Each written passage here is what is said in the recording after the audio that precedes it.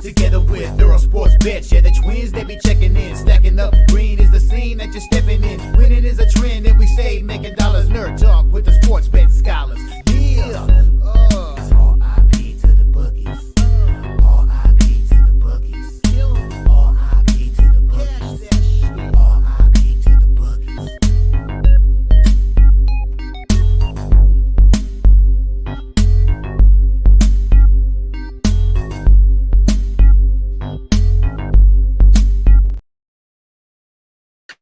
We are live. Welcome back to another edition of the Earle Sports Bet Show. My name is Nicholas Earle. Just me today as we have a full card of NFL to go over. We have 4 games in the NHL. We have 10 games in the NBA. So we do have a decent card to break down.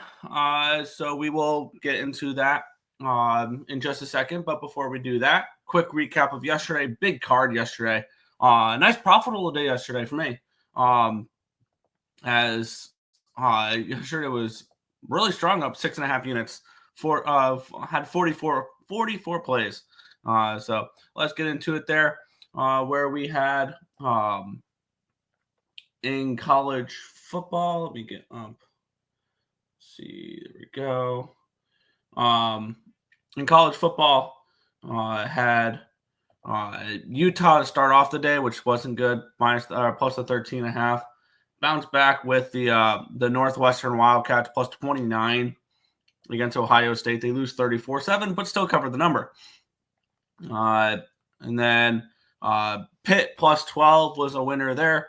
That's the basketball. Marshall minus 8.5 was a winner.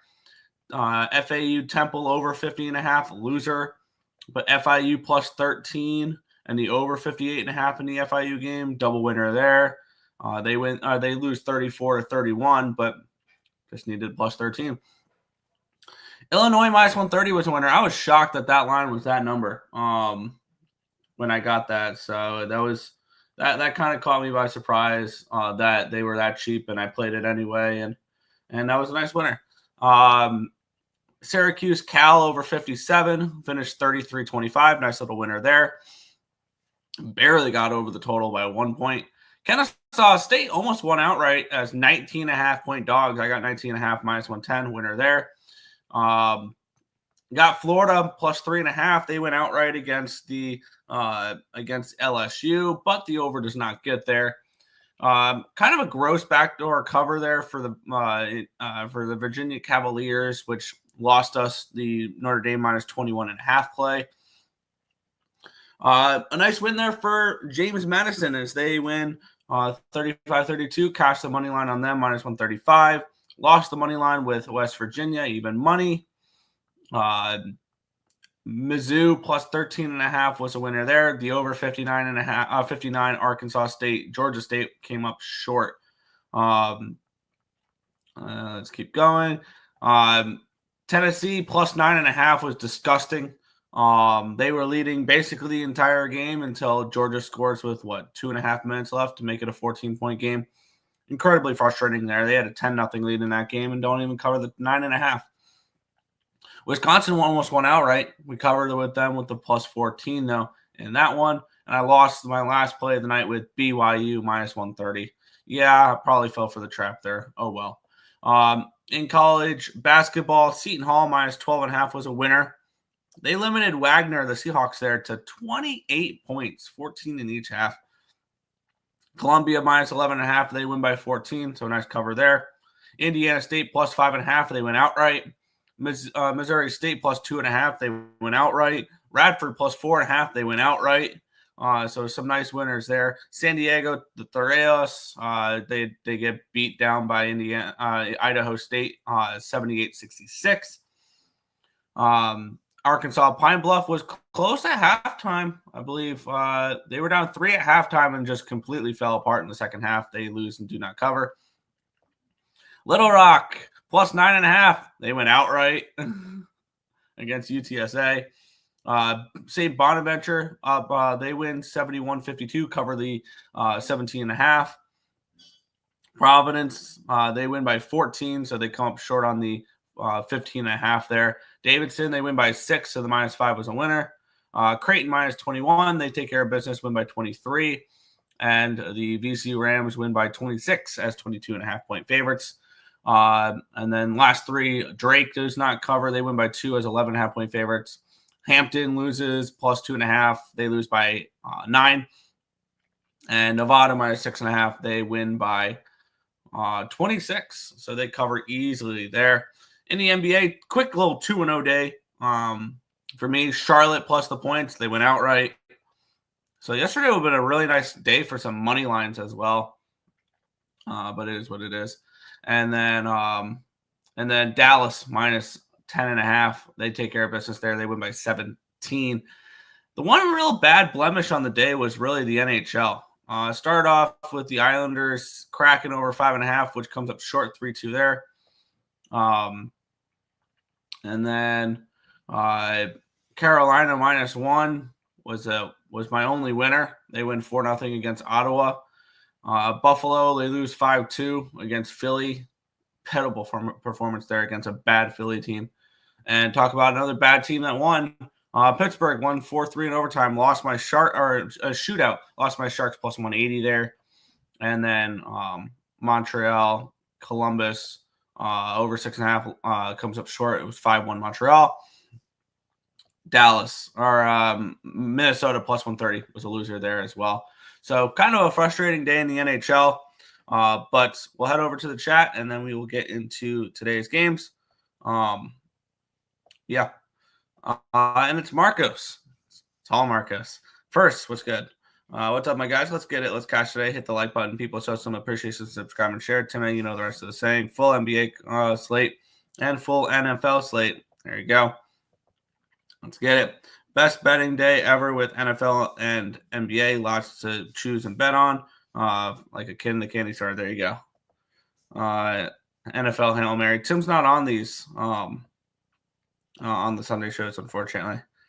No Timmy today. Kansas City first quarter, first half, full game by double digits. Let's go Magic Mahomes and company on our way to undefeated season after today. I'm on the Kansas City Chiefs. I played them. Call me square, call me public. I don't care. I like the Chiefs today. We'll get into it. Lots of chats this morning. Yeah, totally. St. Mary's versus Nebraska. Thoughts, 3-point spread. Let's get up my spreadsheet for that. As we have, this one is Nebraska. I have that around a 3.5. So I think that number's about right. New Mexico money line against St. John's with a +9. We played the Lobos. We're on the Lobos +10 on that game. Clemson +4 against Boise. Clemson. Where's Clemson? There they are. I have that game at a 2. So I guess I would lean towards taking the points with Clemson there. St. Thomas +12. Arizona State, Harvard +15 against Colorado. All right. Tarleton +31 against Baylor. Wow. That number, the Texans are getting 31 in that game. Where's Tarleton State?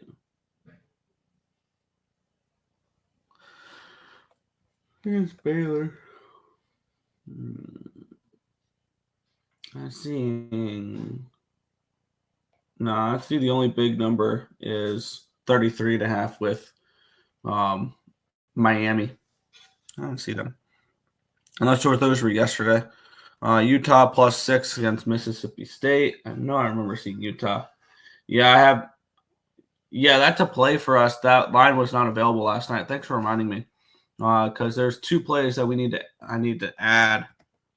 That's Fairleigh Dickinson, and it's that's still no line for Fairleigh Dickinson. All right. How about Utah? Is there a line for Utah? Yes, I can get. Wow, I can get 7.5 with Utah. Yeah, I'm playing that right now. That was a game that I was trying to get involved with last night, but there was no line for it last night where I put up plays. So there we go. Let's put that in there. All right, cool. Are the Nashville Predators eliminated from playoffs already? No, but they need to wake up. They absolutely do. Ryan Reeves killed Darnell Nurse straight to the head. Ouch. Florida 5-0 versus Winnipeg. That was crazy to see. Yeah, I didn't bet that game. Those two games, I think I would have been on the wrong side of both of them. I think I would have taken shots of Winnipeg and New Jersey. So I'm glad I stayed off of those spots. Are the Bears plus 5.5 sharp in the NFL? Yeah, I mean, it opened up at a 6, went down to a 5.5 with 78% of the tickets and 85% of the cash is on the Packers in that game. So we know exactly. Yeah. I'm on the Bears. Yeah, I got you. Let's get into the NFL where we have a full card for today. We got some teams on bye. Thank you, Giants, for being on bye this week. I don't have to watch you lose again. Let's get into it. And right on cue, we have the Green Bay Packers taking on the Bears in this one here. We have the Packers 5.5 point favorites, total 40.5. This look ahead line was a 3. Opening line was a 6. It's down to a 5.5. Look ahead line 44.5. Opening line 43. Down to a 40.5 in this game. We have 78% of tickets and 85% of cash is on the Green Bay Packers. And the line is not moving. The line is moving towards the Bears. In this one here, 74% of the tickets, 69% of the cash. Nice is on the over. The line plummeting there in that one. I want nothing to do with the total in this game. If anything, I would probably look towards an under in that spot. Kind of a tricky game there, though. We have the Packers coming in off of their bye week and a loss. They lost 24-14 to the Detroit Lions in their last game, and then they're coming off of the bye. I don't know how much coming off of a bye is truly beneficial in the NFL right now, because we've seen plenty of circumstances where teams off of a bye have kind of struggled so far this season. And I think this could be the ultimate buy low spot on the Chicago Bears. They're on 3 straight losses where they've put up 3, 9, and 15 points in those 3 games. They fired their offensive coordinator in that game after last game as well. The Packers are 6-3 straight up, 4-5 ATS, 4-4-1 over under. They're 3-1 away from Lambeau Field. The Bears this year are 4-5 straight up, 4-4-1 ATS, 3-6 over under. They're 4-1 at home now. They got their first loss at home last week against the New England Patriots. Kind of a shocking loss for them there. The way they lost, losing by double digits to 6-point favorites. I look for a bounce back spot here for the Chicago Bears. And yeah, maybe bounce back spots are for good teams. And we don't know if the Bears are a good team yet. But I look for the Bears to play better in this matchup here. They're against a division rival. I mean, it's in a market that we really, really like, with the line dropping down to a 5.5 with the public on the favorite. I think this is a really strong spot here for the Chicago Bears. And if you guys want to sprinkle the money line as well, I won't talk you off of it here. Give me the Bears in this one here at plus 5.5 at -110 is where I got it at.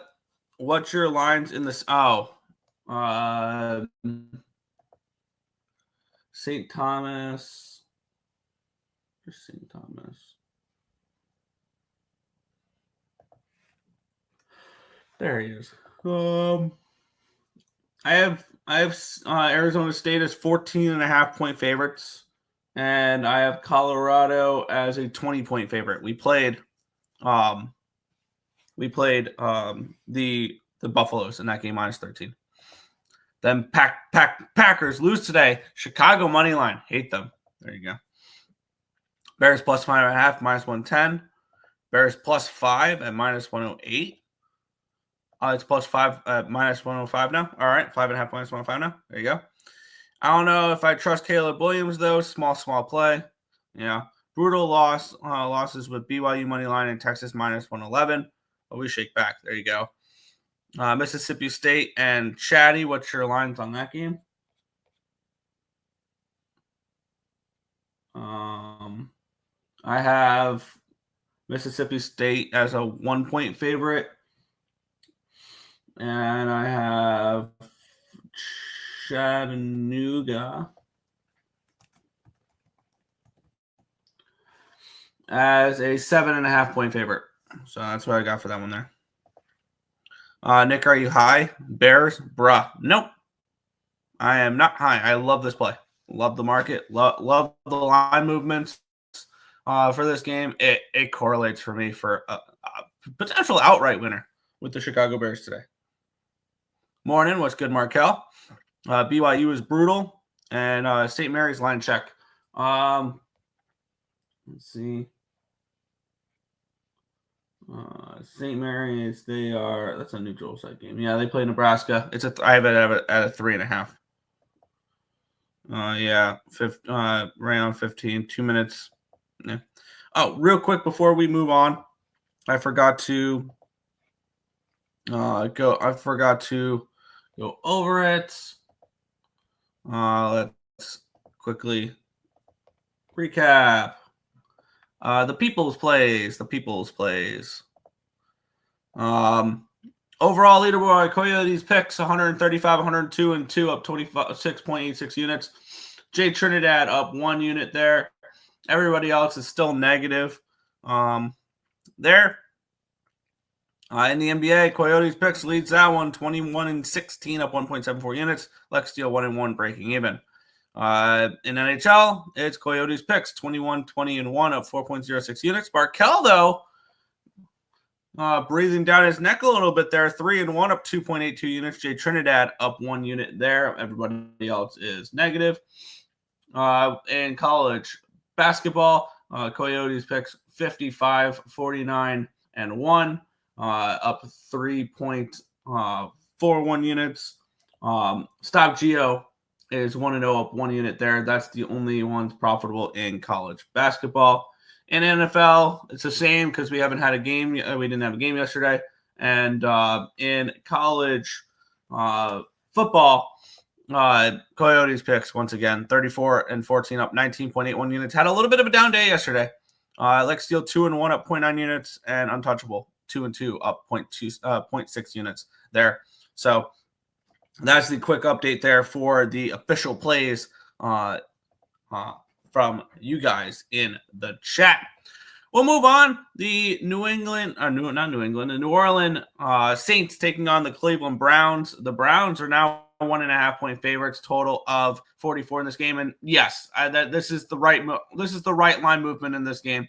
I was stunned to see this line opened up with the Saints as favorites. That was probably one of the dumber lines I've seen. I unfortunately got in on this game when it was a pick'em. I got in at the Browns at -110. Well, let's get into it. Line opened up. Look ahead line was -1.5 for the Saints. The opening line was -2.5 for the Saints, and now we're down to 1.5. Or it's actually laying 1.5 with the Browns now in this game.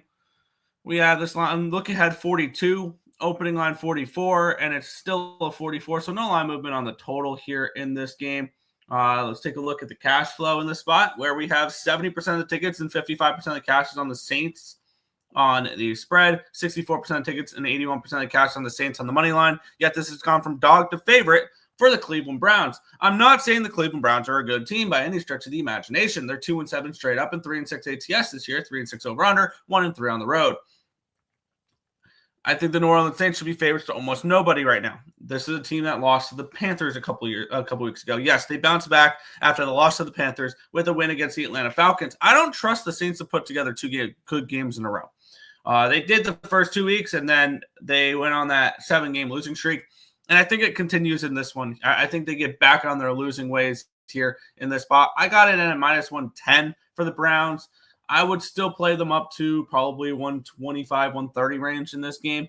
I don't think the Saints should have been favorites to start there. I still think this line should be closer to Cleveland -3. Now, let me preface this with, this is not me backing the Browns. This is me fading the Saints. I'm not a Browns guy. I'm not looking to blindly bet the Browns or any stupid stuff like that. I am looking to fade the Saints in this game. So give me the Browns here at -110 for this one. Packers own the Bears, though. Yeah. Browns on money line -125 and Chubb, anytime touchdown at even money. There you go. Pass, Cleveland get 1-800. Yeah, easy pass. Fair. Yeah, I can see that as an easy pass. I like the way everything correlated in this game, though. Let's go. Let's move on. I have sides in the first 4 games for contest plays. So my 1 o'clock card is going to be very important for contest plays. Let's get into it here. The New England Patriots and the LA Rams. The Rams 4-point favorites in this game, total 43.5. Look ahead line 5.5. Opening line 6. And it's now a 4 in this game here. Look ahead line 43. Opening line 42.5. It's now 43.5. So we do have a move towards this over here as well, which is interesting with these two teams. The offense has been a little bit better under Drake May. I will give Drake May credit when credit is due. I thought he was going to be Mitch Trubisky 2.0, and he's actually looked pretty good, and I'm actually kind of interested in this over. The more I look at it there, 46% of the tickets and 52% of cash is on the over in this game. The line's moving towards it. I'm going to probably add this over 43 in this game as well. 73% of tickets, 81% of cash on the Rams, yet this line's gone from a 6 down to a 4 there. And we have the Rams 4-5 straight up, 3-6 ATS, 4-5 over under, 1-3 on the road. The Patriots are 3-7 this year, but they're 4-5-1 ATS, 5-5 over under, 1-3 at Gillette Stadium this year. Their only win at home was against the Jets, 25-22 on October the 27th. They have covered in 3 straight games though, and they've won 2 of them. And this is a New England team that I've backed a little bit this year. On the flip side, we have the Rams, who are coming in off of that loss against the Miami Dolphins. But I think this is an interesting sell high spot here for the Rams. Because I felt like they were getting a lot of love there during their winning streak. And now, granted, that got halted against the Dolphins. They didn't look good against the Dolphins. So I can see a better offensive performance from the Rams. But I can see Drake May and this offense putting up points as well. I'm on the Patriots plus the 4.5 in this game. And I'm going to add the over in this spot as well. I can get over 43 minus 110 over on Bet365. I'm going to add the over in this game here. Markets are kind of, pointing towards the over here in this one as well. So I'm going to take a shot here. Over 43 minus 110. I also have the New England Patriots at plus 4.5 in this one.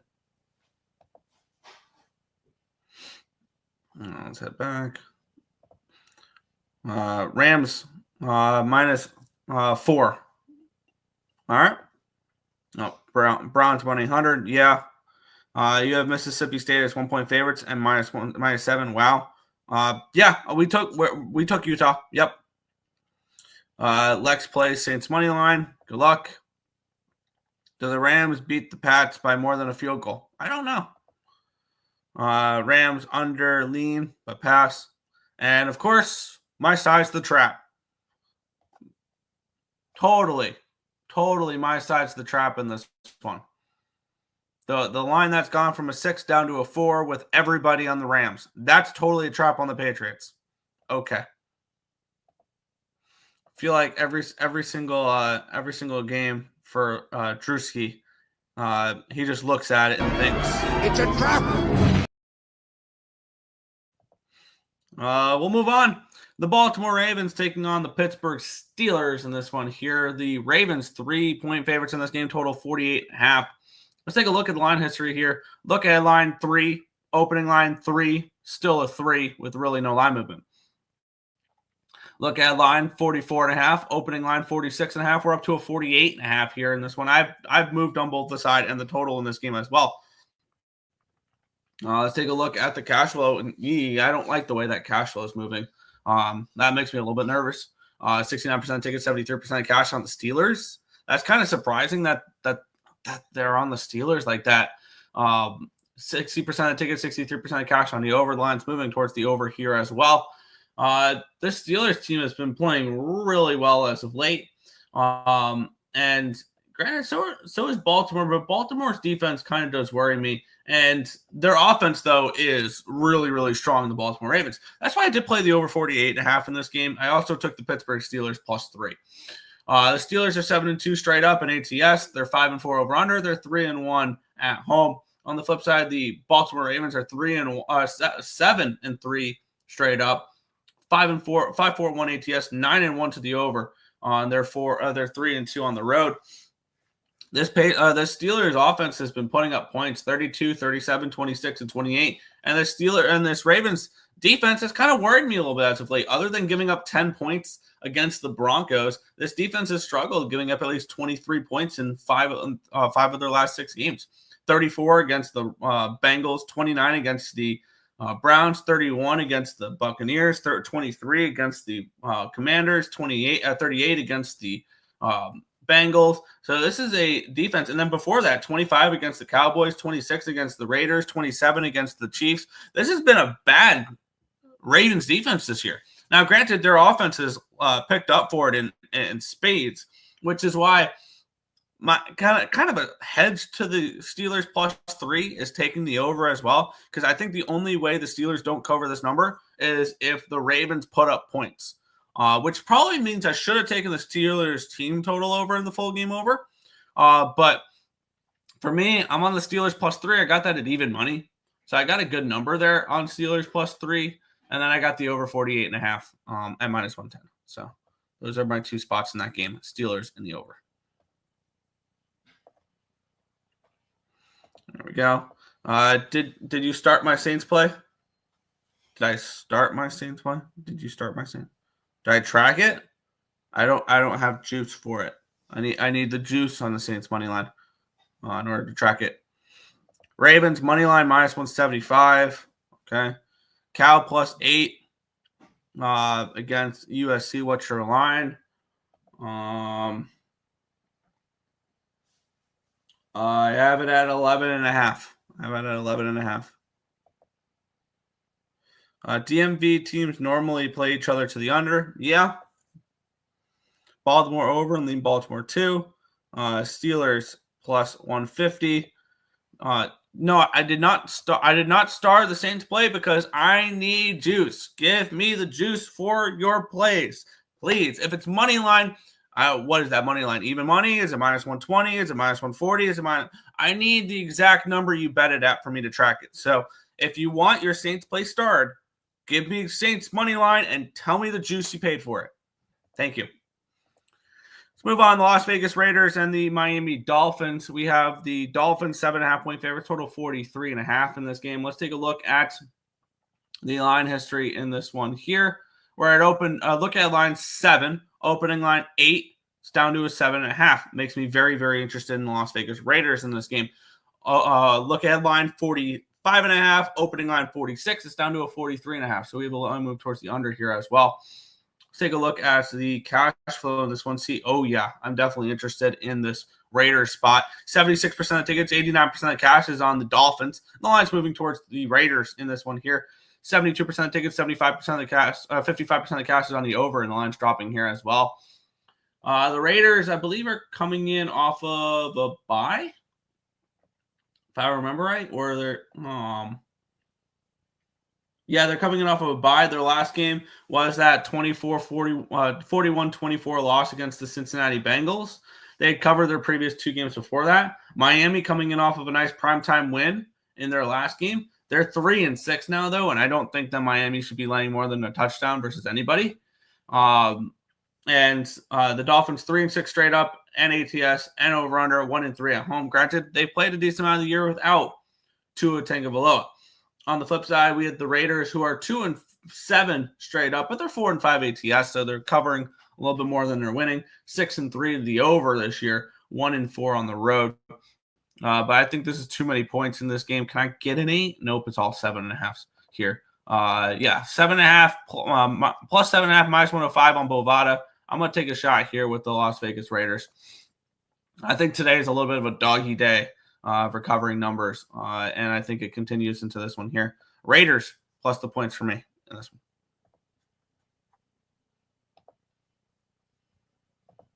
There you go. Appreciate it. Saints plus 105 on DraftKings. Fins -7, -115. Raiders are terrible.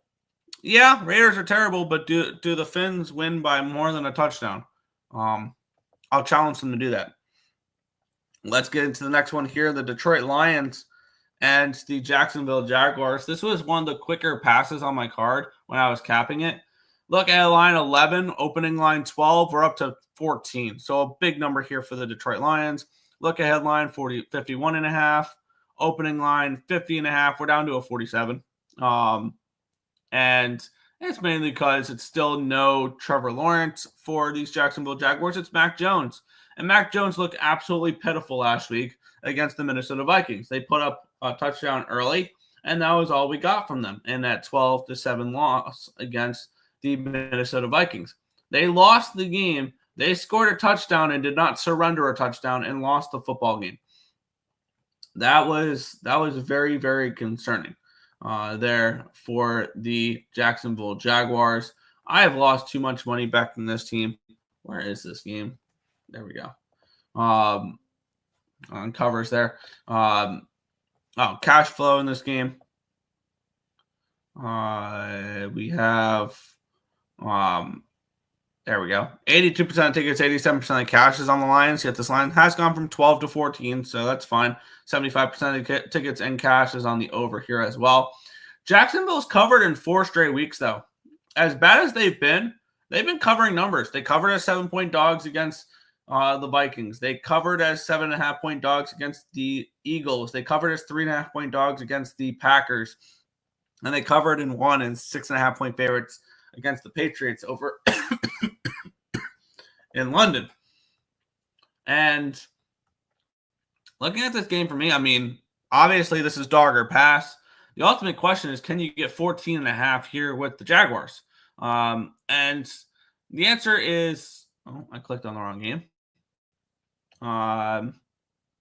No, you can't get any 14.5s yet. On Betway, they have a 14.5, but that's not available to me. And that's the only place I see on Betano as a 14.5. I have no interest in laying 14 in this game.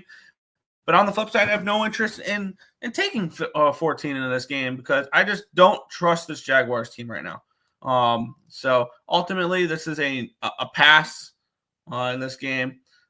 Did not have enough conviction to take a spot in this one. On the flip side, I'd probably lean under the total, but I think this line's dropped too much in order to do that because it opened up at a 50.5. It's down to a 47, so it's dropped 3.5 points. So not a game that I'm going to be getting involved with from a side or a total perspective. Maybe it's a team total under for the Jaguars with Mac Jones, but no play here for me. Official play, Lions first half. That's fair. Is Tariq playing? That's a great question. I wouldn't be surprised if they sat Tariq Hill.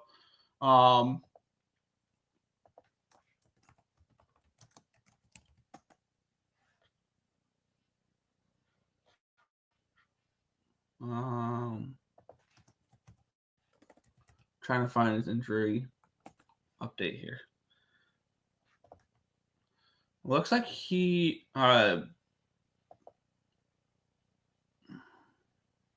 looks like he's going to need surgery on the wrist, but he's going to do that in the off season.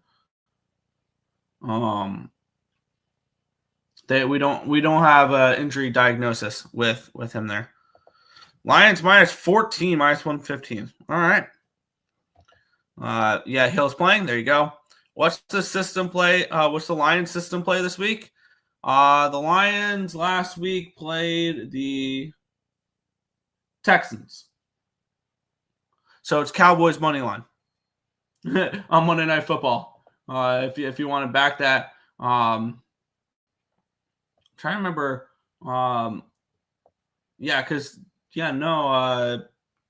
The only team to win was the Titans after they beat after the Lions beat them, and they didn't cover as 3.5-point dogs. So there was that. Jags but pass, Miami pass. Lions team total over 30.5. Maybe that's a better way of playing it than laying 14 points for sure. Lions at home is a good spot to back them. Yeah, it's a lot of points. It's an awful lot of points. But, yeah, I can get that. Let's move on. The Minnesota Vikings. I'm so done with trying to cap this team. I can't get them right, but it is what it is. I did actually get them right last week. I don't know why I'm saying that. I took the Jaguars plus the points and got the job done. Let's get into it. The line opened up at a look at line 5.5, opening line 6.5, down to a 5.5. Oh boy, it's moved into that type of situation there. Line opened up. Look at line 41.5, opening line 40.5, down to a 39.5. I did take the 39.5 under in this game. I'm on the under 39.5 in this spot. Okay, I'm on the under in the next game as well. That's what it was. And I'm in this line movement's making me interested in the Titans in this game. 85% of tickets and 91% of cash is on the Vikings in this game. The line's gone from the 6.5 down to the 6, down to the 5.5. So kind of that number that we really like to back dogs with all the money on the Vikings. Damn it, I'm going to be on the Titans, aren't I? 78% of the tickets, 70% of the cash is on the over in this one, and I did move on the under. I'm more confident in the under in this game here than I am a side in this spot.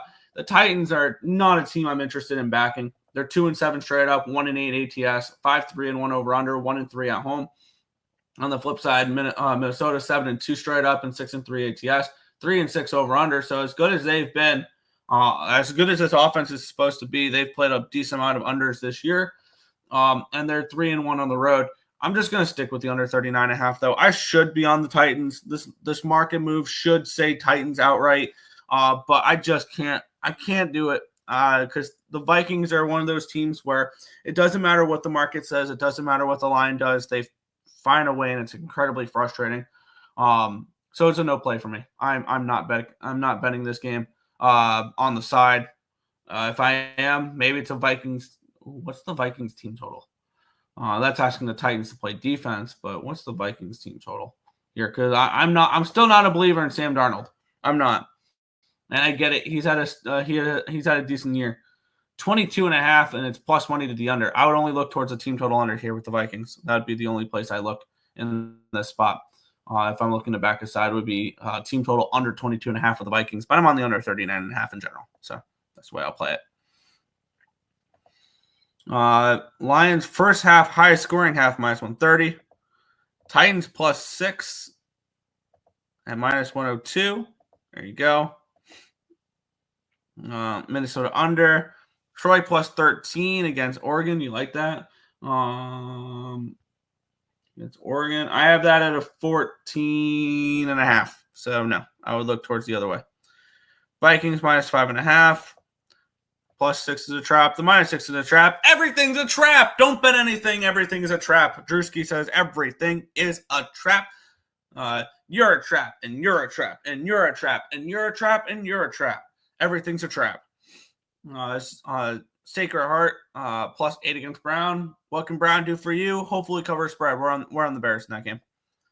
Justin Jefferson touchdown at -112, and Jefferson over 80.5 receiving yards.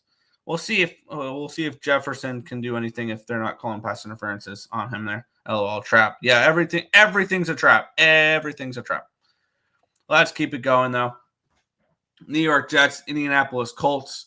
Jets -4, total 43.5 in this game. Let's get into the line history here. I did move on this game. I'm on the under. I moved on the under in this game. Look at line 4, opening line 3. And it's up to a 4 now. So we do have a move towards the Jets in this game. Look at line 43.5, opening line 45, down to a 43.5. I am on the under 43.5 here in this game. Let's get into the cash flow, where we have 66% of tickets and 50% of the cash is on the over. The line's dropping with 34% of tickets and 50% cash on the under. And then we have 42% of the tickets and 50% of the cash is on the Jets. And the line's moving towards the Jets. Here it's gone from a 3 to a 4. Tells me the Jets should take care of business in this game. They should. And this is a Colts team that has been struggling as of late, but they're going back to Anthony Richardson this game. The Colts are 4-6 straight up, but they're 7-3 ATS. They're 4-6 over under. They're 1-4 on the road though. Jets 3-7 straight up in ATS, 4-5-1 over under, 2-2 at home. The Colts coming in off of 2 non-covers after being the best ATS team in football the last for basically the whole year. The Jets have been terrible, and I've lost too many times backing this Jets team. They're off a 31-6 loss. You would expect a big bounce back performance here for them. But I can't trust them here. I can't trust them. I would lean Jets. If I'm playing, I'm laying, but give me the under 43.5 is what I got at -110. Under, yeah. If you don't bet the right side, it's a trap. Okay. Hawkinson over 7.5 targets. Is that just receptions? -4, -112 for the Jets. Hawkinson touchdown +270 and receiving yards. All right. Let's keep it going.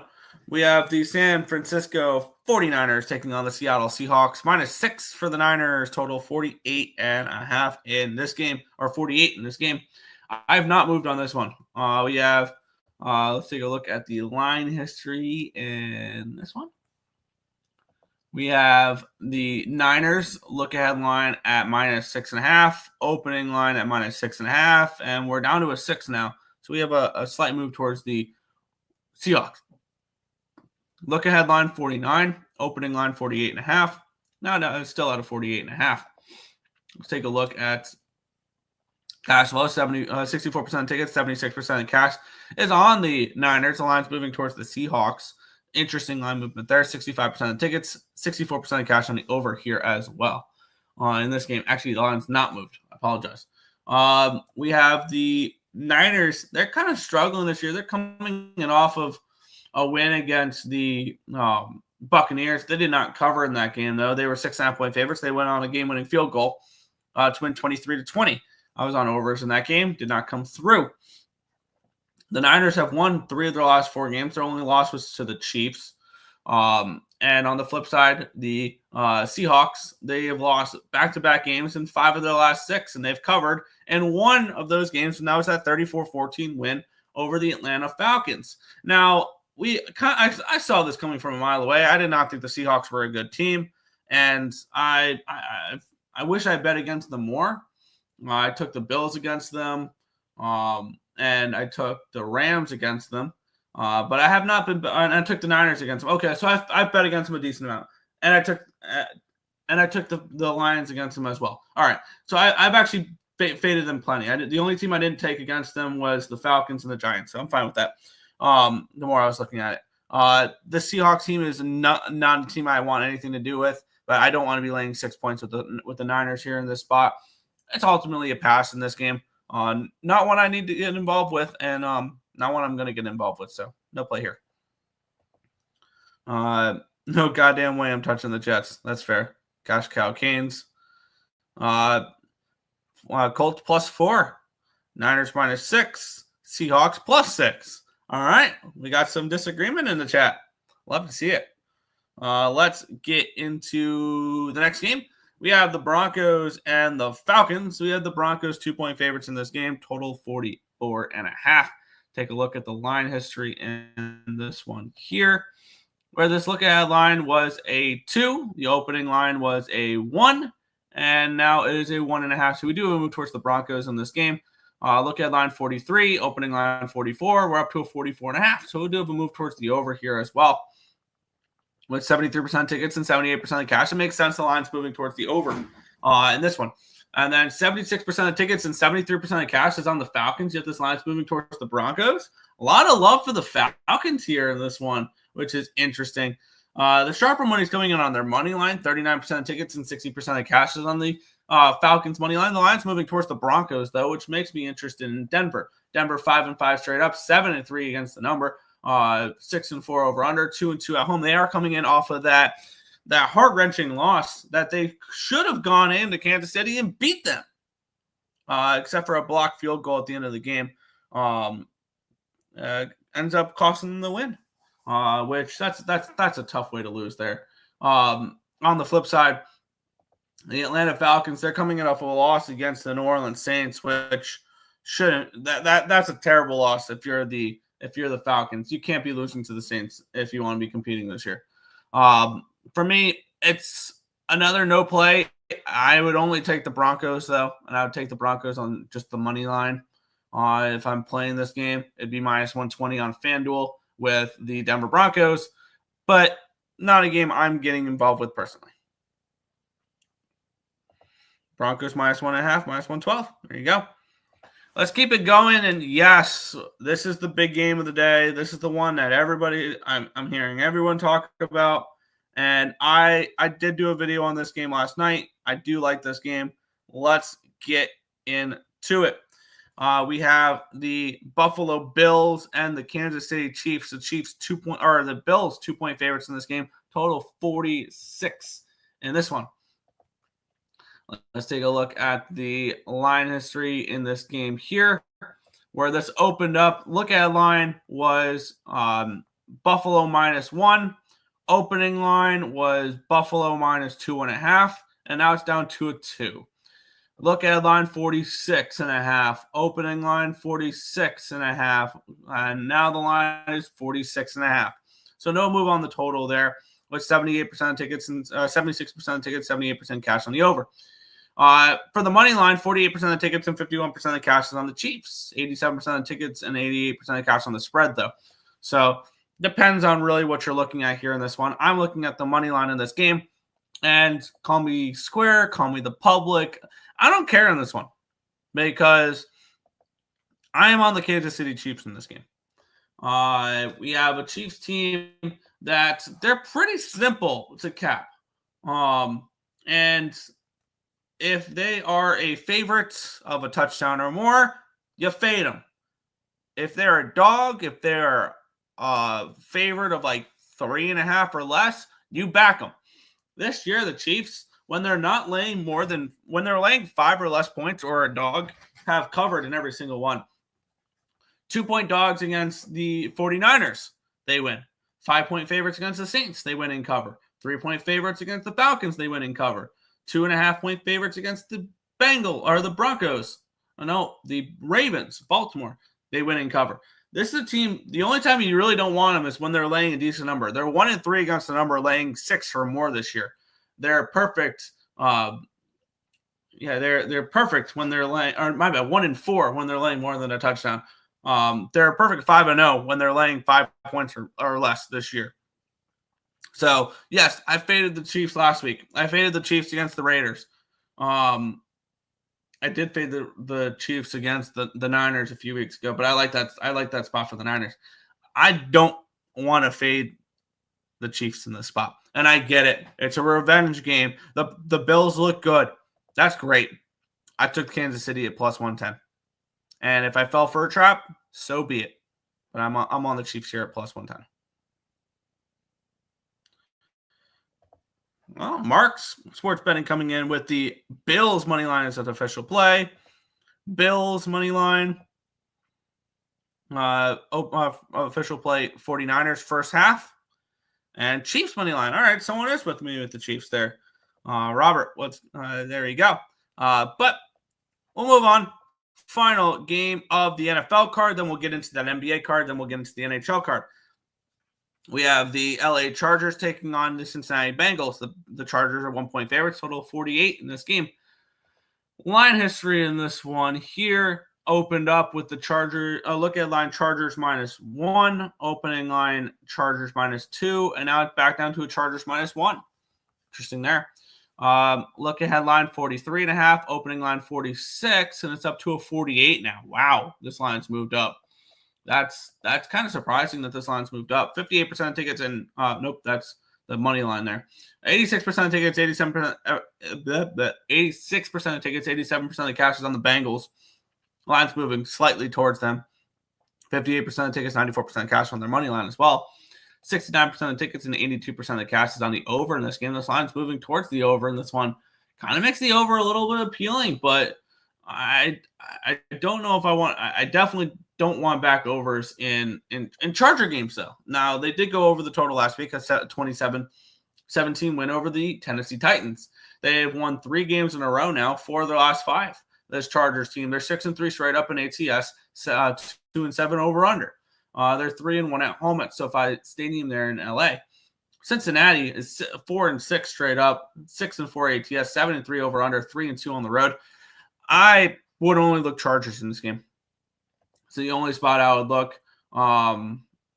And I have no interest in this one here. The Chargers are a team that they'll control the play of the game. They'll run the football a lot. And I think they can get to this Bengals defense. The only thing is they play so slow. I don't know if we can get enough points for them there. So it's one of those tricky spots where I lean Chargers. I don't think I'm getting involved in either. But I want nothing to do with the Bengals right now at all. Unless they're getting a good amount of points, I don't think this Bengals team is very good. So it's Chargers or pass. It is over or pass, but it's pass on both. Don't you find it weird that the team without a loss +2? Sure. And the Buffalo Bills have looked like the Buffalo Bills, even though they've lost games, have looked like the better team this year. I'm not surprised about it. They're at home. They've played better football, even though the Chiefs are undefeated. Chiefs money line, Chargers money line in the under 48. Bengals +103. LAC in the over. All right. But that is the full NFL card. Do I need to update? Do I still need to update? Yes, I still need to update my numbers from the last 2 days of NBA. I believe I updated my record. I just didn't update my unit count there, right? Yeah, I haven't updated my unit count there. Let me quickly, because I need to get this correct. So I'm actually presenting factual information. Let me get my NBA record up here for the season. Now, Tim's, I need to update. I need him to message me his. But we're getting better in the NBA. We're now 40-39. It's still down 3.42 units, but we're seeing the NBA better as of late. And that's what I need to do. It was 3.42. There we go.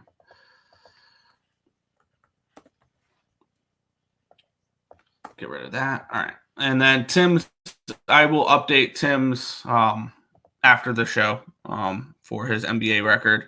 So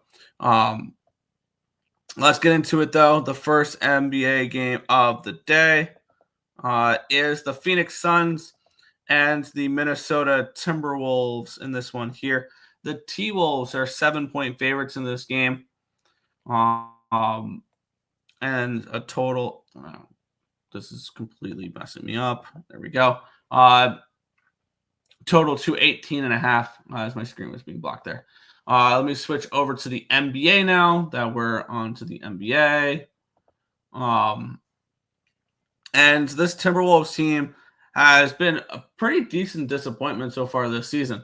72% of the tickets, 73% of the cash is on the Timberwolves. 73% of tickets, 72% of cash on the over in this game here. Let's take a look at the line history, see if it's moved at all. Line opened up at a 7.5. It's down to a 7 now. So we do have a move towards the Suns with all the money on the T-Wolves. Line opened up to 20.5. It's down to 18.5. So we even move towards the under here as well with all the money on the over. It tells me that the Phoenix Suns are very, very live in this game to not only cover, potentially win outright with all the money on the Timberwolves, and the line's just not moving. I get it. I believe it's still no Kevin Durant for this Phoenix Suns team, which when is he reevaluated in 2 weeks? So he's going to be out for a little bit. Bradley Beal is day-to-day. Jurkic is also day to day.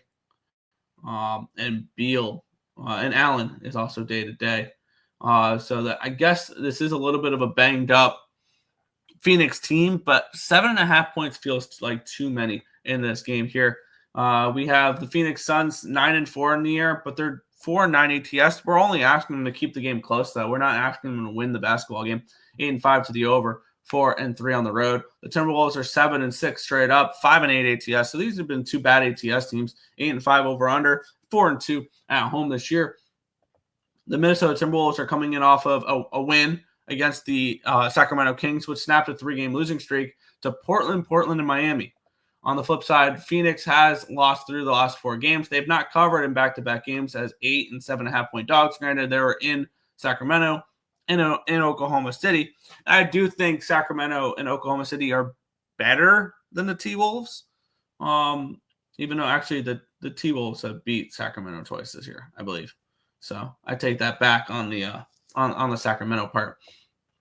But I would only be looking at taking the points here with Phoenix in this game if I'm betting anything. It's dog or a pass in this game. Can I get a 7.5? Because I'm seeing 7s. I can get a 7.5. I'll add it here. Plus 7.5 Phoenix Suns ESPN bet. Minus 110 is where I'm going to go in this game. This is a Minnesota Timberwolves team that I don't think should be laying any type of numbers. When they're laying more than a bucket, they have not covered 3 in a row. Against they lost outright in all 3 of them too.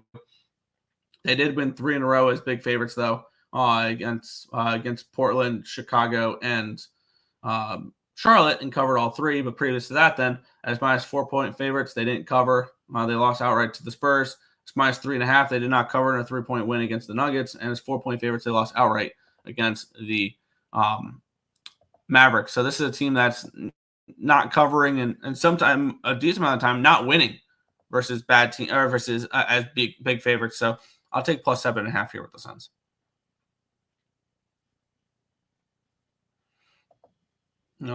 Wolves minus 7.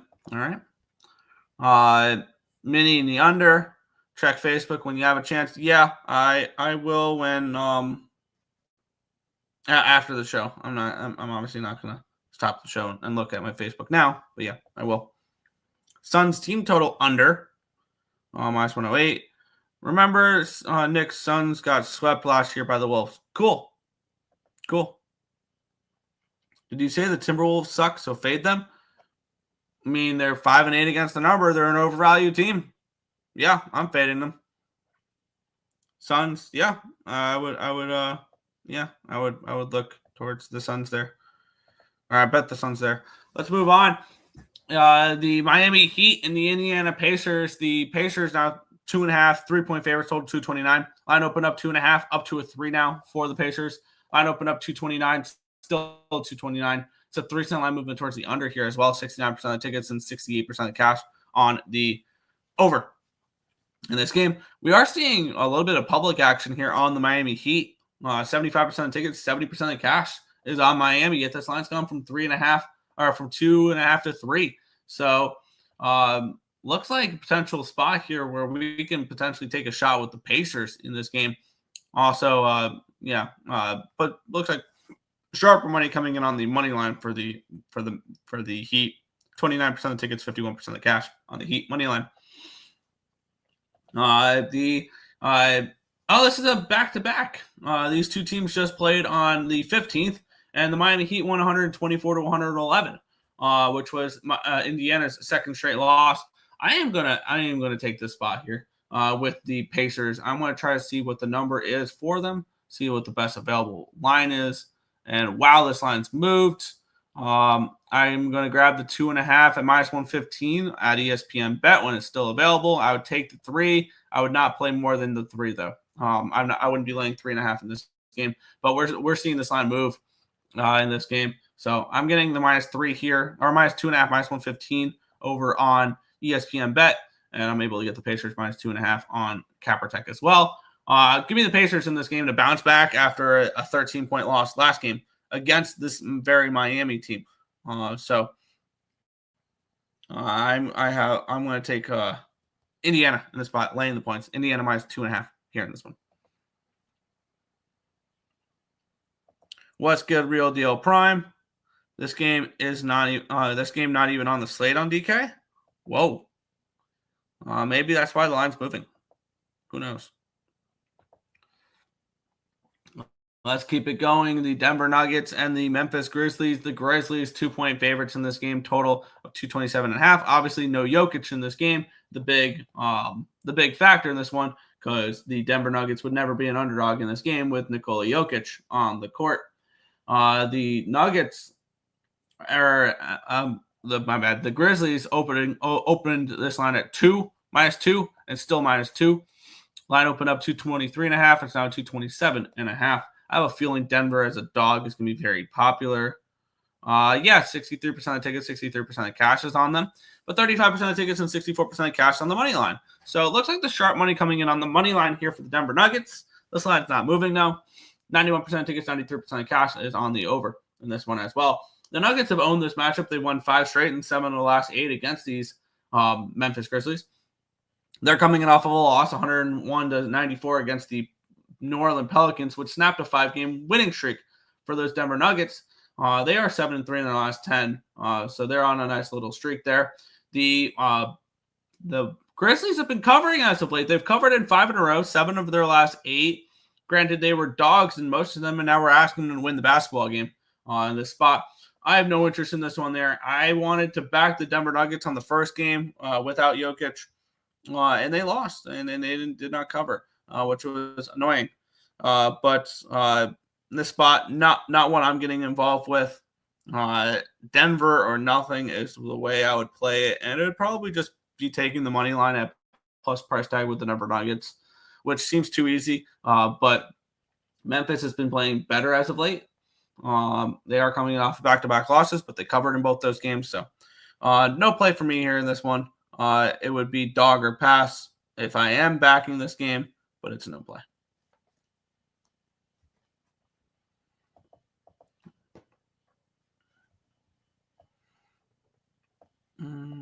There we go.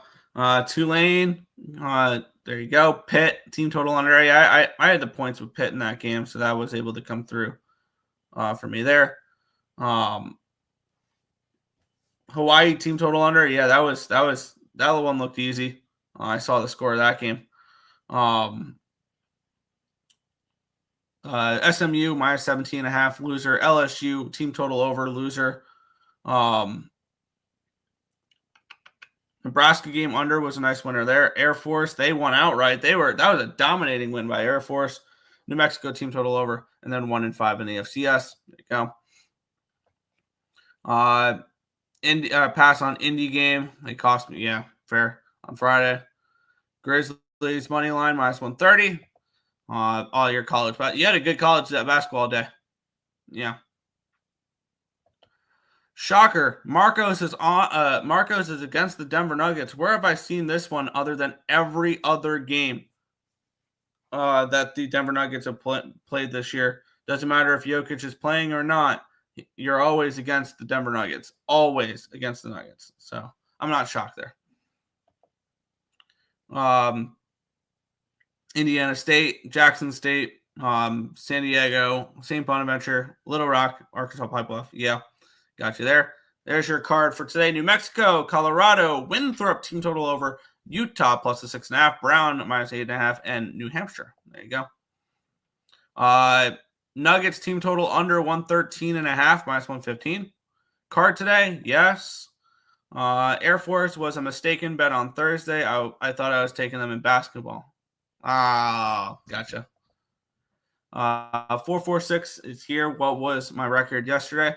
You are 5-2-1, but only up half a unit because you laid minus 340 with the Sens plus 2.5. So there's that. Pacers removed from DK 6 minutes ago. I had to remove from my parlay builder. Oh, wow. I'm always against Packers too. Yeah. But yeah, I can always rely on Marcos if the Denver Nuggets are playing that day to bet against them every single time without fail. So We'll move on. We have the Atlanta Hawks and the Portland Trailblazers. What a shit show this game is. We have the Hawks 3.5-point favorites, total 231 in this game. Let's take a look at the line history. Atlanta opened up at a 5. It's now 3.5, so we have a move towards Portland in this game. Line opened up 228. It's up to a 232.5, so move towards the over here in this one. 86% of tickets, 89% of cash on the over. They're showing respect towards the over. 70% of the tickets and 63% of the cash is on the Hawks, and the line's moving towards the Blazers in this game here. I feel like I've got to move on the Blazers with the line dropping that way and the line with that. And maybe it's a Blazers team total over, not asking them to cover a number, but asking them to score points against a Hawks team that gives up points in bunches. The Hawks are 6-7 straight up, 5-8 ATS, 11-2 to the over this year, 2-3 on the road. Portland 5-8, they're 7-5-1 ATS, they're 6-7 over under, 3-4 at home. And this line's gone up, so at least the market's showing some respect for that, for all the money coming in on the over in this game. So I'm not surprised about that. What is the team total over here for the Portland Trailblazers in this game? 114.5. The Atlanta Hawks so far recently have given up 117, 116, 125, 122, 116, 123, 111. So that would have stayed under there. But 123, 133, 121. Yeah, I think this is pretty simple. I'm not going to trust the Portland Trailblazers to cover a number. I'm not going to trust them to win the game. I'm going to ask them to score me 115 points. That's it. I'm going to be on the Portland Trailblazers team total over 114.5 at -115 in this game here, rather than taking the spread. Because if there's one thing I can rely on the Hawks to do, it is give up points. And yes, I'm aware the Portland Trailblazers are generally not a team I want to rely on to score points. But the Atlanta Hawks are a team that I have no problem whatsoever taking overs against, team total overs against, and stuff like that. Give me Portland's team total over 114.5 at -115 in this game. I feel like I've had a decent run on team totals in the NBA as of late. So I'll go with another one here. Team total over 114.5 -115 with the Portland Trailblazers. There we go. Morning, Nick. Morning. Damn, I thought I laid 2.5 with the Sharks only. Nope, you did it with the Sens as well.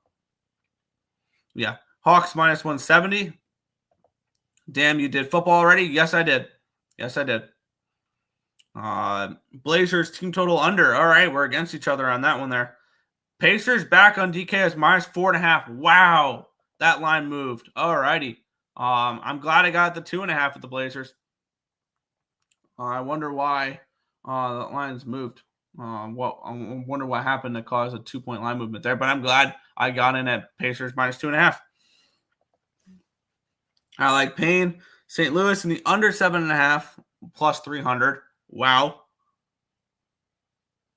Washington in the under 7.5 +175.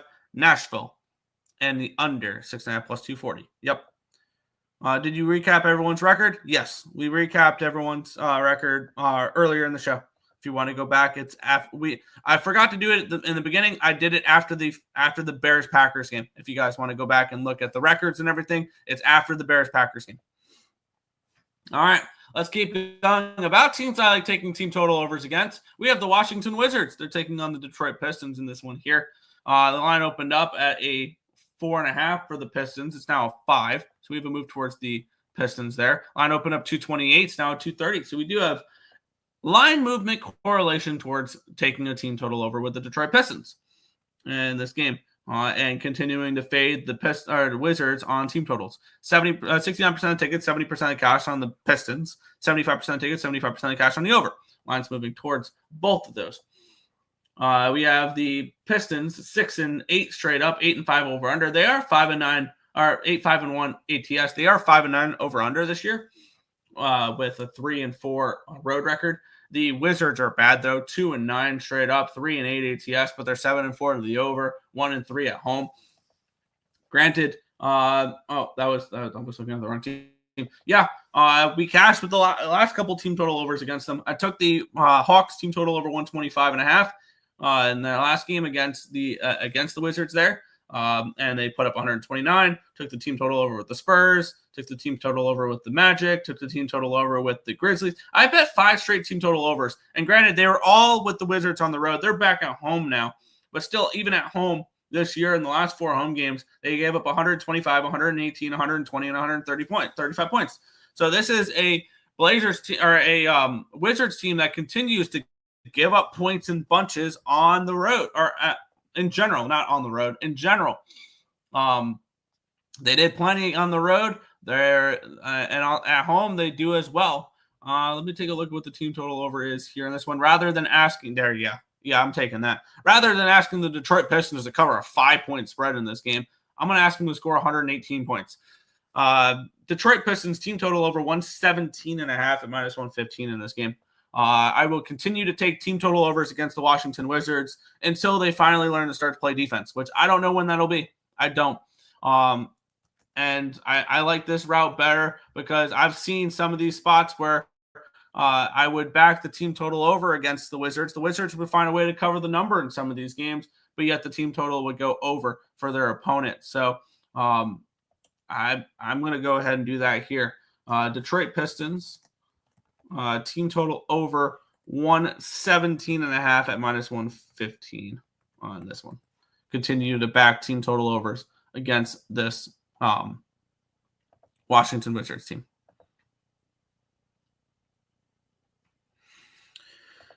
Blazers plus 3.5. Pistons money line minus 215. All right.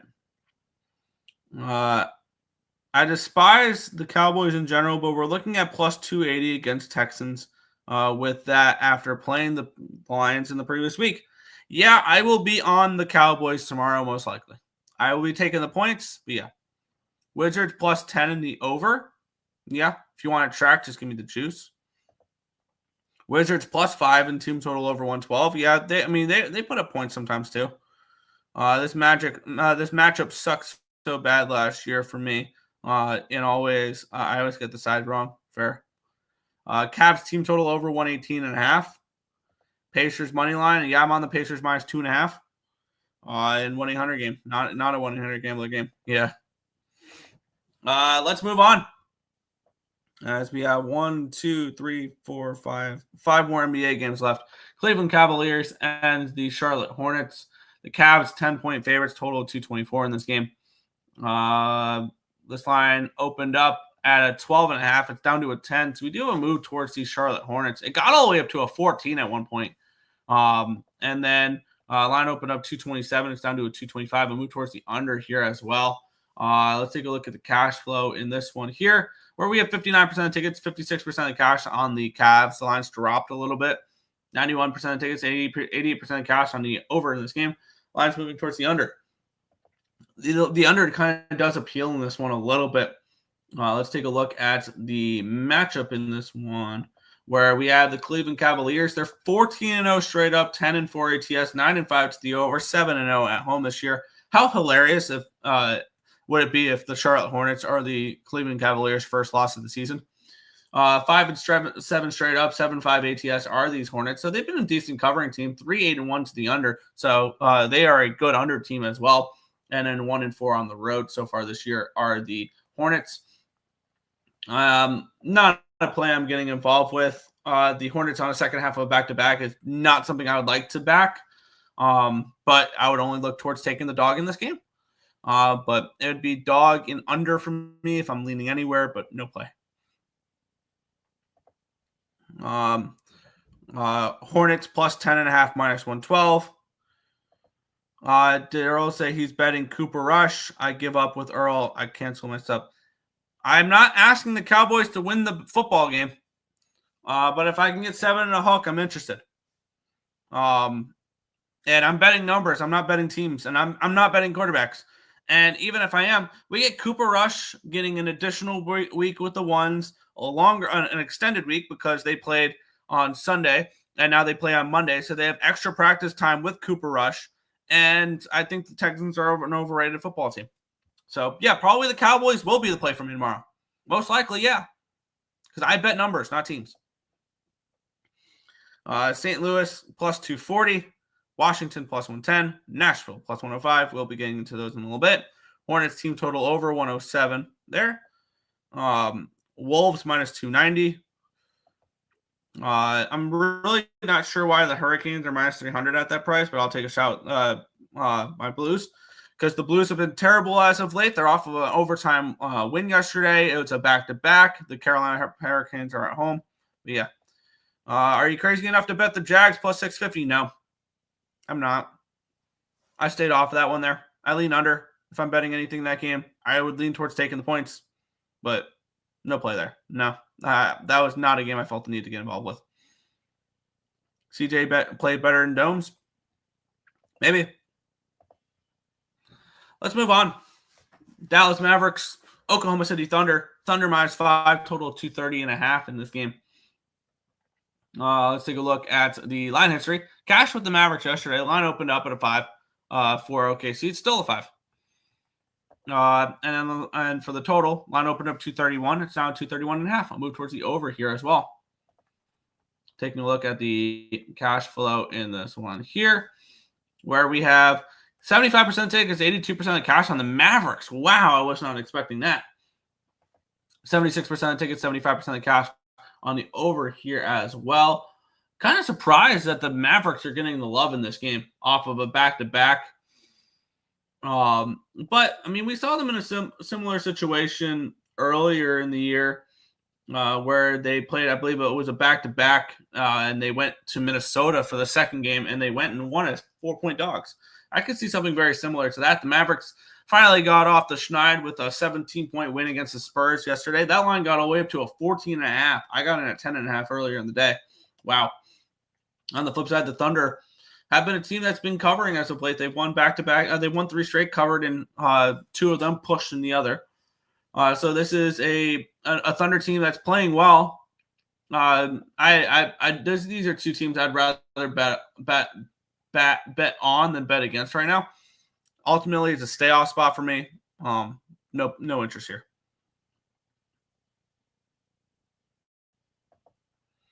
How is betting numbers, not teams, working out for you in the NFL? Not good this year. You know this. It's not been good this year. But I'm not going to change my capping style just because I've had a few bad weeks. And I think in the second half of the year is where we're going to start to get to what do you call it? More dogs. We're going to get more dogs. OKC minus 5. New Orleans plus 105. Colts plus 170. Chargers minus 120. All right. Mavs team total under 113.5. OKC team total over 117.5. And apparently, Drew, that's a loss. Yeah. So I rest my case then, Earle, about your NFL. Cool. Then fade to me. I do not care. We're talking basketball right now, though. We have the New York Knicks and the Brooklyn Nets. The Knicks, 9.5-point favorites, total 220 in this game. Line open up 9.5. It's still a 9.5. Line open up 217.5. It's on 219.5 now. So move towards the over and a move towards the and no move on the side. 61% of tickets, 63% of the cash on the Knicks. No line movement there. 92% of tickets, 91% of the cash on the over there as well.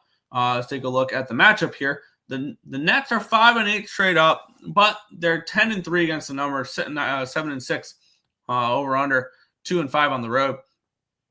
On the flip side, the Knicks are 6-6 straight up, 5-7 ATS, 7-5 over under, 3-2 at home. This has been a domination here by the New York Knicks the last little bit here. 7 straight wins against the Brooklyn Nets for the New York Knicks. They've covered in 5 of those. They did not cover last game, which these 2 teams played 2 days ago. And the Knicks won 124 to 122. They did not cover as 8.5-point favorites. I do not trust this New York Knicks team as big favorites, especially as 9.5-point favorites. And granted, the Nets have lost 4 of the last 5 games. They've also covered in 5 of their last 6, and 8 of their last 10. This is a Brooklyn Nets team where even if they're not winning, they're playing close competitive games. And I'm interested in them here at plus 9.5. It'd be a lean towards the Nets in this game. I'm not pulling the trigger yet, but it would be dog or pass for me in this game.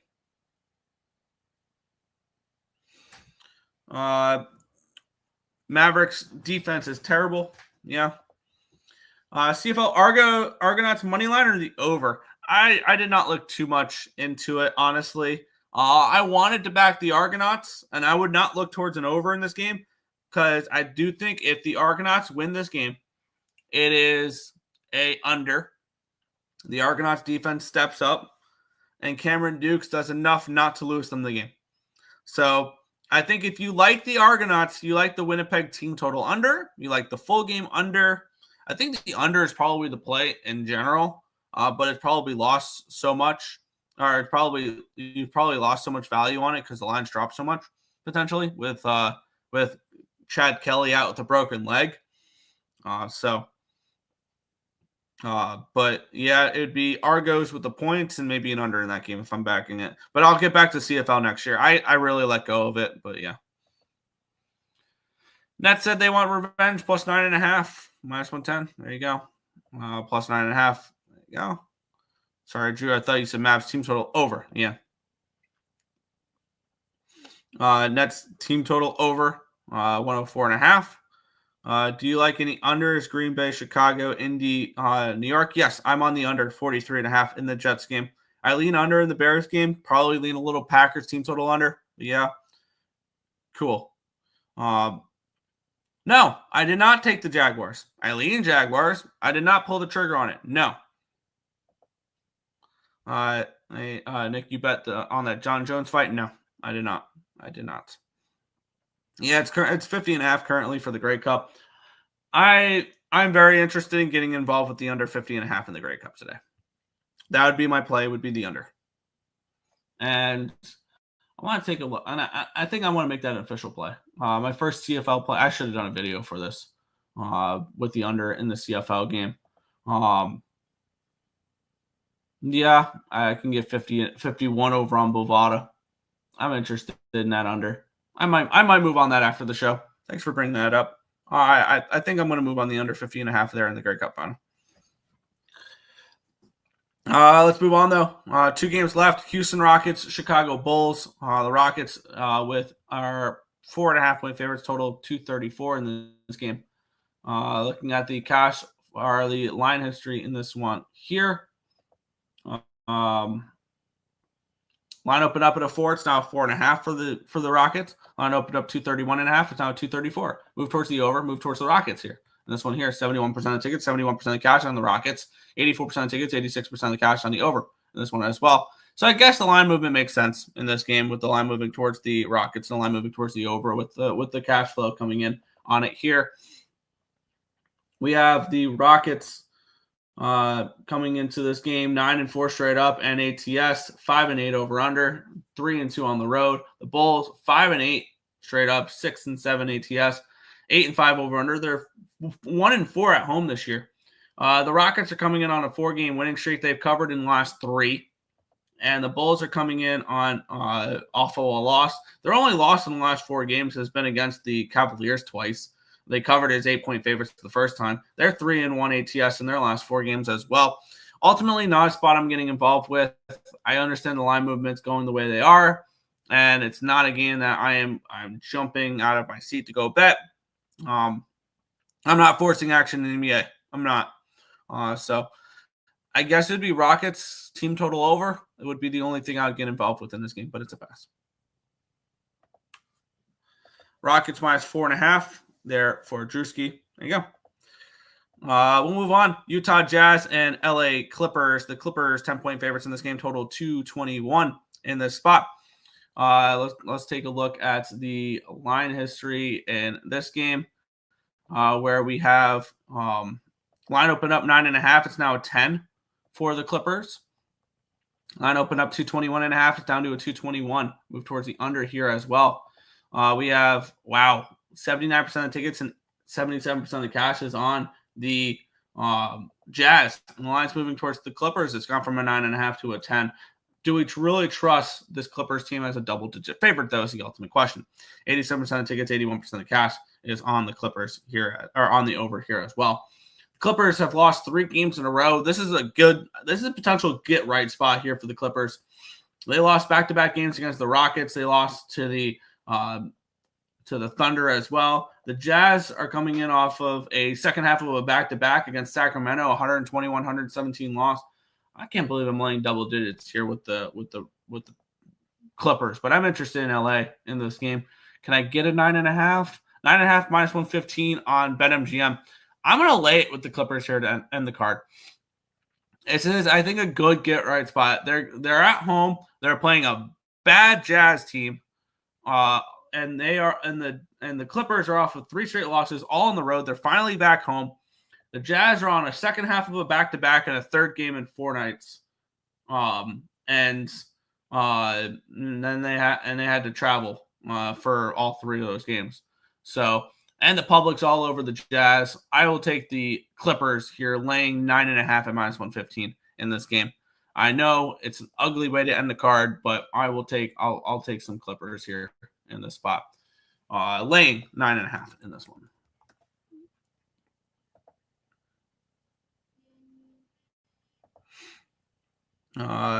Rockets team total under. Bulls first quarter plus 105.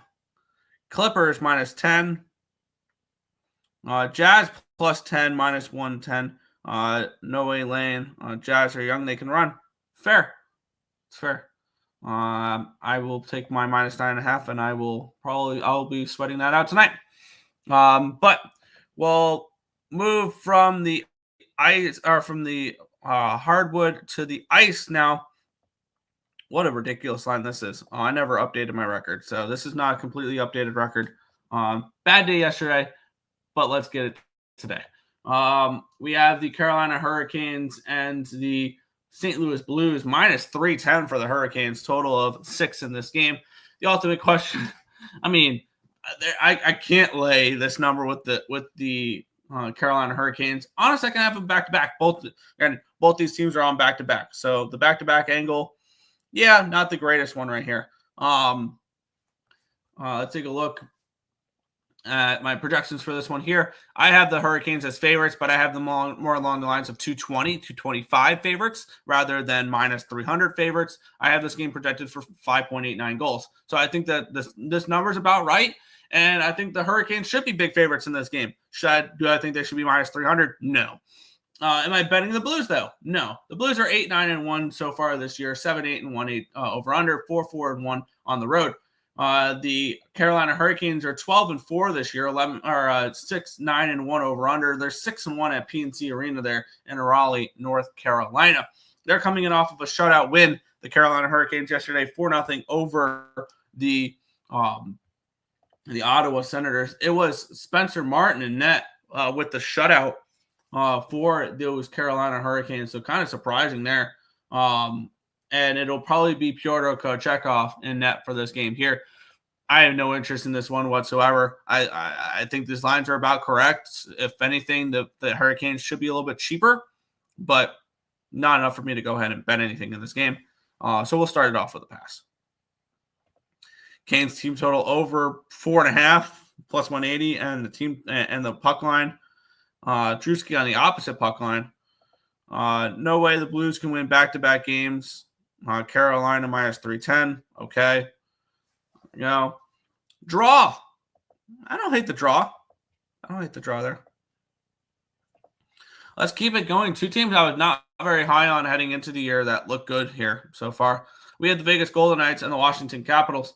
The Golden Knights minus 115 favorites, total 6.5 in this game.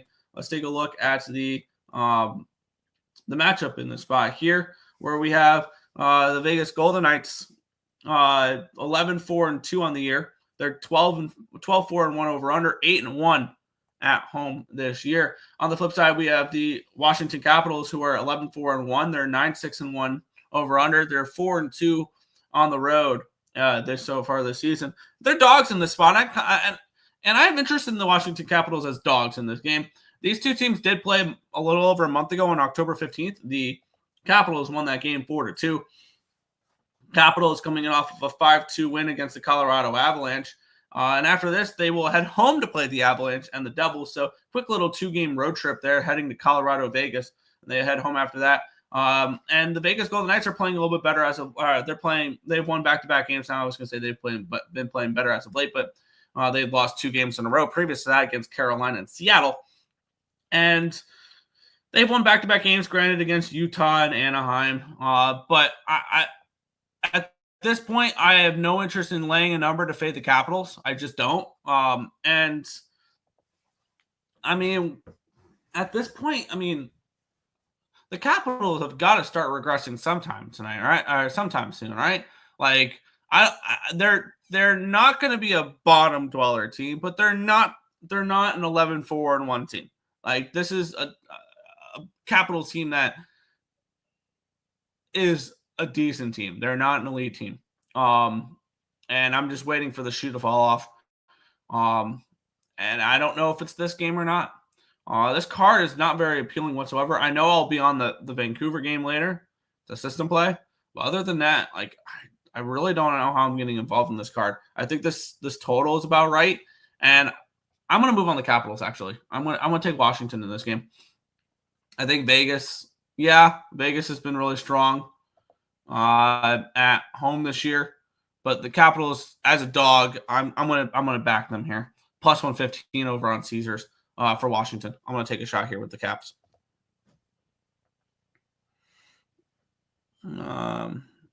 Probably starting Hofer. There you go. Vegas money line. Vegas money line. Vegas money line. Over 6 at minus 155. Vegas team total over. Lex coming in. Vikings minus 6. Cavs minus 9.5. Chiefs over 2.5 touchdowns. Capitals first to 5 shots on goal. New Mexico team total over was 77.5. And Lindenwood money line plus 114. There you go. William Karlsson anytime goal. 8 of the 9 Cap games have gone over. Went over 6 goals. Yeah. And Eichel went over 1.5 points. There you go. I'm on the Washington Capitals plus 115. I'm only getting plus 108 over on CapperTek, but yeah, I got plus 115 over on Caesars. 2 games left. New York Rangers, Seattle Kraken. Rangers minus 180 favorites, total of 6 in this game. Let's take a look at my projections for this one here. The Rangers hitting the road now after a little bit of a homestand there. They finished off that homestand with a 3-2 win over the San Jose Sharks. They've dominated the Kraken in the Kraken's history. 5-1 are the Rangers versus Seattle. Does that mean I want to lay $1.90 on the road with them? Not particularly. At 6, I want the over in this game because I'm expecting it to be Philip Grubauer as well because they threw Decor. They threw their better goaltender against the Islanders, and now they're going to punt it against the Rangers, of course. In that game, in their matchup there, the Kraken have won 4 in a row. My bad, 4 in a row. And they've scored 3 goals in 5 straight games. So all of a sudden, they're starting to finally score some goals. And we have the Rangers coming in off of the 3-2 win. They lost 6-3 in their previous game to that. I do think that the Rangers are going to come in and be able to score against Grubauer. And I think this 6 should be a 6.5 because I have this game projected for 6.69 goals. So I think this game should be one of those that we see an over. And wow, we're seeing a 5.5 at minus 130. I'm going to take the 5.5 at minus 135 over on Fanatics. A little juicy, but I'm going to take the 5.5 there, laying a little bit of a price tag for the over in this game. I do expect it to be Philip Grubauer, so I think the Rangers can score against him.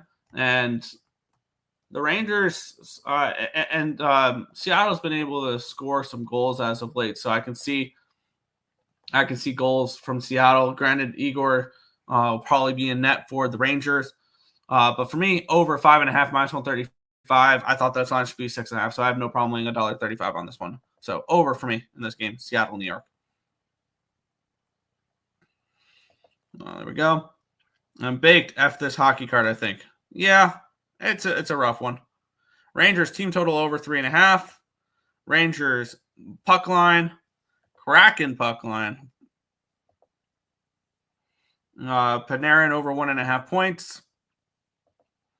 Lions, Fish, and Packers. I'm assuming that's Dolphins. Parlay minus 115. Overtime. In which one of these games do you think? That's a good question. I think the next one we're going to talk about could be a good draw candidate with Vancouver, Nashville. I think that could be an interesting one. Panarin anytime goal. Kraken plus 160. Looks good. All right. Final game of the card. This is a system play game as well. We have a team coming in off of the shutout loss. The Nashville Predators coming in off of that 2-0 loss against the Calgary Flames in their last game. They're 5-10-3 this year, the Nashville Predators. This Nashville team has just been bad. This year, 6-12 over under, 1-4-3 on the road. They've won one game this year on the road. Vancouver 9-4-3, 7-8-1 over under. They're 3-3-3 at home, so they've kind of struggled at home this year. Nashville has gone over to overtime 2 of the last 3 games. Nashville and Vancouver's gone overtime 3 times this year. But for me in this game, it's a system play with the team coming off of a shutout loss. You bet the over. So I'm going to be on the over 6 in this game with Nashville and Vancouver. Looking at my projections in this game, I do have the Canucks as a decent favorite in this game, as around minus 150. So I'm going to actually take the Canucks in this game as well. I'm going to take Canucks in the over in this spot here. I would like to continue to fade this Nashville Predators team. And I get it. It's the Canucks on the second half of a back-to-back. But but they've struggled at home. So I understand why the line is the way it is. And wow, I'm getting a 5.5 at minus 130 here. So yeah, Canucks minus 120 on the money line and the over 5.5 minus 130 to close out the card for me here in this matchup. I think the Canucks should be more along the lines of 150, and it's the system play with the team coming in off the shutout loss. So Canucks minus 120 and the over 5.5 minus 130.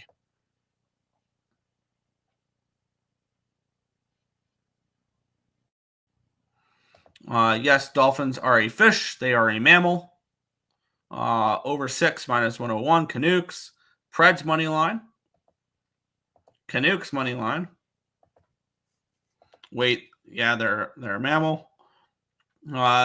Pedersen, Hughes, Miller, point parlay plus 154. Hughes assist minus 143. There we go.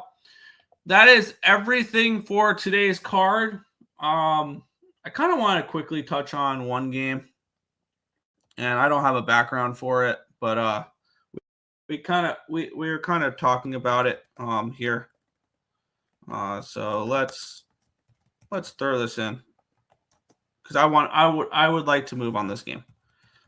So let's quickly type this game in, and it is, let me see, 8.5 under 50.5, because it is the Grey Cup final. Let's get into it here, and I have no background for the CFL, so we're just going to go to this Grey Cup final. The Toronto Argonauts and the Winnipeg Blue Bombers. The Bombers are 8.5 point favorites with a total of 50.5 in this game. Grey Cup final. The Bombers are 12-7 this year. They were 9-10 against the spread. They're 5-14 to the under. It's a neutral site game, so it doesn't matter. This game is being played at BC Place, home of the BC Lions. On the flip side, the Toronto Argonauts 12-8, 10-9-1 ATS, 14-6 over under so far this year. The Toronto Argonauts, to get to this spot, they got the 3 seed. I want to say, nope, they got the 2 seed. They hosted Ottawa. They won 58-38, and then they went to Montreal and they won 30-28. Against the Alouettes. On the flip side, the Winnipeg Blue Bombers, they had the bye in the first round of the playoffs, so they only had to play the Saskatchewan Roughriders. They won 38-22 in that matchup there against Saskatchewan. Now, I had full intentions. Now, I have not bet the CFL in a few weeks, and actually over a month. And the last, because I've really lost track of it the last few weeks when a lot of the games did not matter. Playoff spots were clinched, things along those lines. And I haven't bet the playoffs at all. And that was my bad for completely letting this sport slip. I had full intentions on taking the Argonauts to win the Grey Cup. I had them circled as one of the teams. And especially in that matchup against Montreal, that should have been a spot that I was on big time last week. when they played the Montreal Alouettes, and I said that was in my head, I thought that was the exact same situation last year, just roles reversed. The Toronto Argonauts were the number 1 seed. They dominated all season long, and then the Alouettes came in last year after they squeaked into the playoffs and beat them and won the Grey Cup. I would have been all over the Argonauts plus the points in this game and the money line and the team total over with Chad Kelly. This line would also not be an 8.5 with Kelly. It's Cameron Dukes. And I think the game plan for this one is the Blue Bombers are not going to want to make any mistakes. Pretty plain and simple there. They're going to play a clean game. They're going to run the ball off Oliveira, and they're going to allow for Collaros to be the game manager, not make any mistakes, and if the Blue Bombers jump out to a lead, they will sit on it. They will run the football. They will bleed clock. On the flip side, the Toronto Argonauts with Cam Dukes, they're going to play a lot of dink and dunk. They're going to run the football a lot. It's going to be a lot of short plays, and it's going to be a game plan where they're not going to do anything to make the big mistake either. I'm getting under 51 here at minus 115. Give me the under in this game. Over on Bovada. I'll take I will play this game to the under at 51. Yes, the Argos are a team that had been a really strong over team this year, but I believe in this Argos defense. I trust them there.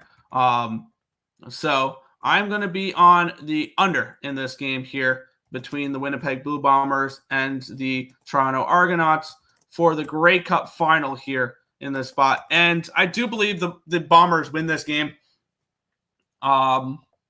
If I had to take anything in this spot, I do think the Bombers win this game. So maybe if you want to tease Bombers down to a 2.5 and the under 57, that could be an option as well. But give me the Argos and the Bombers under 51 minus 115 for the Grey Cup final.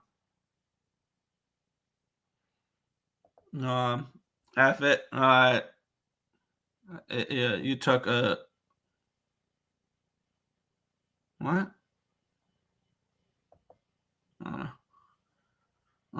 Isn't the Grey Cup a horse race? No, it's the CFL finals. Toronto in the playoffs fade. They won. I mean, you've really struggled doing that the last 2 weeks when they destroyed Ottawa and they beat Montreal. Waiting for the other shoe to drop. For what? But that is everything for today's card. I want to thank you guys as always for watching, and we'll catch you guys same time, same place tomorrow for another edition of the Earle Sports Bet Show. Good luck, everyone. Let me find the outro first. There we go. Well, good luck, everyone.